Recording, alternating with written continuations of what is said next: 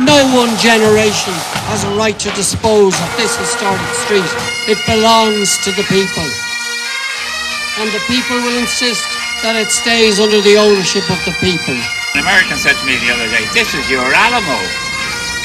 And it is in a way, it really is. This is where our republic was born.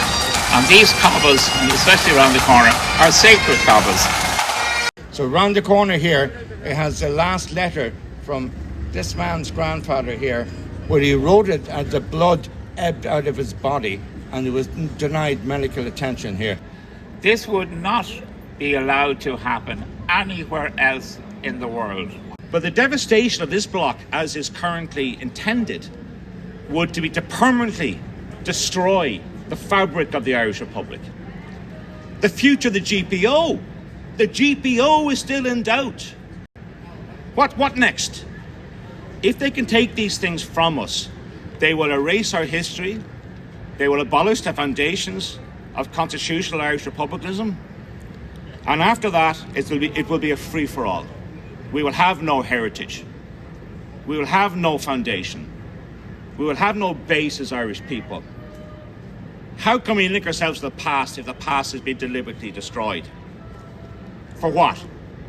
Office blocks, accommodation, crappy hotels. Is this really what this country is about? And so we today echo the call of the Lord Mayor that this terrace must be purchased in the public interest. And we echo the call made by local councillors led by Michael McDonagh that the entire terrace is worthy of preservation and should be purchased if the developers are not willing to honour that designation. In 2015, I decided to form a group with both Harry Coyle here and Brendan Mulvihill, and we called it the Moore Street, Relatives Moore Street Initiative Group. And the reason I did that was the three of us lost our grandfathers on this street. So, as I say, these are sacred cobbles, so we have a very, very strong link to this area. Harry's grandfather was with my grandfather on that charge, and Brendan, his relative, he was killed around the corner there. Harry, do you want to say a word there to the audience? I won't even attempt to add to anything Prunch or my friend here has been saying, but just that we're glad of the support that we're getting finally for the thing. I mean, what it would cost to do what Prunchies is talking about is a drop in the bucket compared to some of the wasteful excesses the current government are spending, and it will also pay for itself in the long run. But it's a shame that it's taken so long. But hopefully we're finally achieving some measure of success, mainly through the efforts of like Prunchies and James and a couple of other people. Anyway, I want to thank all of you for your support. Thank you, Harry. But who could argue that the Moore Street Terrace, from whence the Army of the Republic took the difficult decision to stand down in the face of the mass murder of Dublin citizens by 2 machine guns at the end of this street, the brutal and tragic death of the O'Rahilly, the massacre of civilians on this street, the horrendous death of a young girl in Moore Street Terrace, is it too much to ask that what we have left we should preserve? All I want to do is give you a few slices. I had 3 Plunkett granduncles here, and the same 3 as were in the GPO. Brothers, Joseph Plunkett, known afterwards as Joseph Mary Plunkett, wasn't his name was Joe. George Plunkett, his brother, and the youngest, Jack Plunkett. On Board Penala has now consented to the 3 planning applications submitted by Hammersons. No great surprise, since An Bord Pleanála gave permission for the destruction of the O'Rahilly house. So we shouldn't be surprised by any decision taken by An Bord. But we should be surprised by the lack of decision making on the part of government. And what's required now by government is to make a move on this street and consider the compulsory purchase of it to secure its future for future generations. Moore Street is the great survivor of the Rising. the location of the last headquarters of the provisional government still standing to this very day, still standing as a direct result of citizens' campaign to save it. And I would like to personally thank everybody who have helped us along this road. They know who they are, certain groups. There was a lot of promotion made and people kindly came in and assisted us, and at a moment's notice. And I want to give a warm welcome to Marcus Howard there in front of us, Easter Rising Stories. Now, Marcus, when things were looking rough on the street here back in the Heather Humphreys disastrous days, my colleague and comrade James Connolly Heron was going off to America, and he told me, I said to him, when are you heading off to America? He says, I'm going over there to give a lecture about our stance on Moore Street, and that this government has just literally turned a blind eye to our history, which is a disgrace. That's the only word I can say. It's a disgrace, and nowhere else in the world would you have a government turn their backs and wait literally for this historic area and the houses where, through the sacrifice of our brave forefathers, just to hope that they would fall and hit the ground. Basically, that's what's going on. But I said to Jim, there is no way you're going over there empty-handed. So I rang Marcus, and I asked Marcus would he get his camera and himself and his butt down here to Moore Street, and I asked Jim would he get up in the morning early, and we got down here, and between the twists and the bends, Marcus pulled it off, and Jim and I narrated the whole history here. It's like a camera on our shoulders all around here, and gave the history of the whole area. And this is what was the end product. And that was produced, that documentary, Battlefield 1916, in less than 1 week, 5 days. I mean, it's incredible. And it really was a great achievement, Marcus, and I salute you. And I have a little bit of a tale to tell you about that.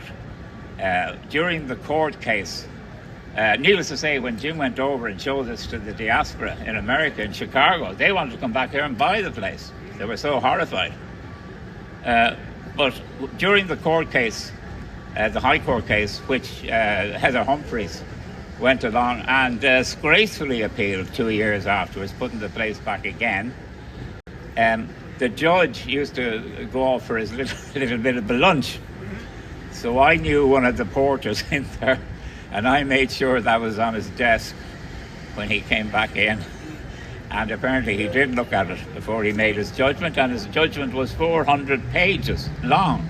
And he actually came down here himself and walked the whole area on the prosecutor's say-so, hoping that it would go the opposite direction, which it didn't, needless to say.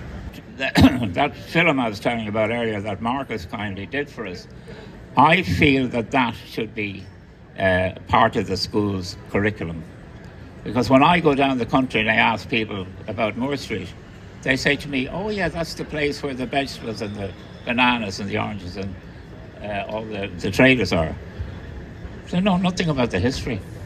They look at me, they just can't believe it.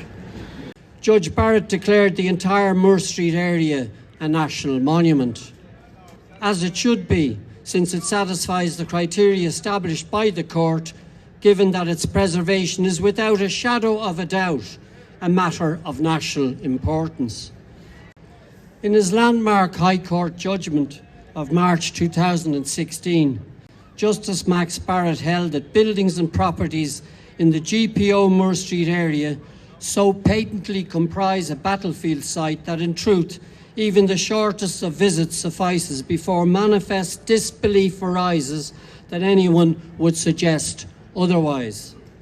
There are relatively few physical sites that reflect the heritage, the built environment heritage of those times.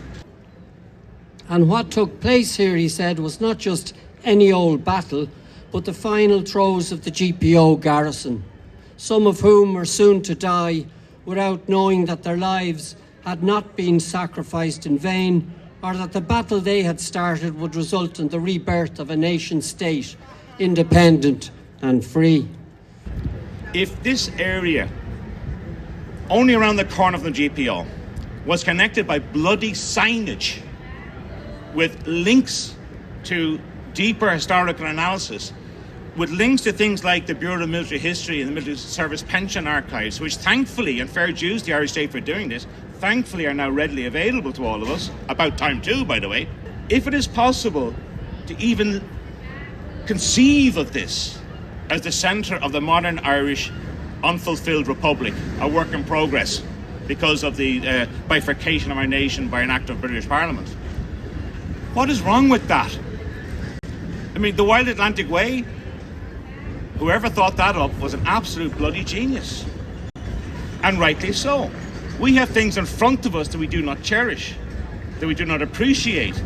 And now, in an extraordinary development, the developer, who claimed to be aware of and respect the history of this important area and the last extant 1916 battlefield, has actually issued legal proceedings against Dublin City Council's decision to list this entire terrace for protection.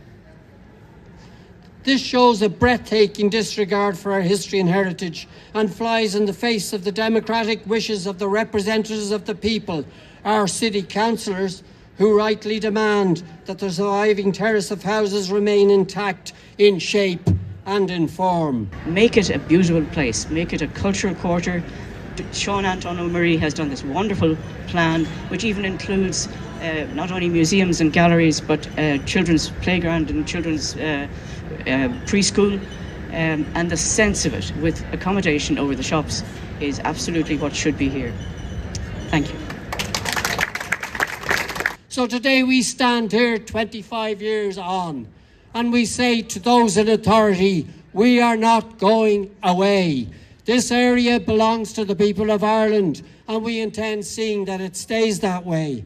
So thank you to all the campaigners over 25 years who've campaigned to save this area. We do so in the public interest. We do so in the national interests. We do not do so for any commercial interests. Guramila, Mila Mahagiv Galer.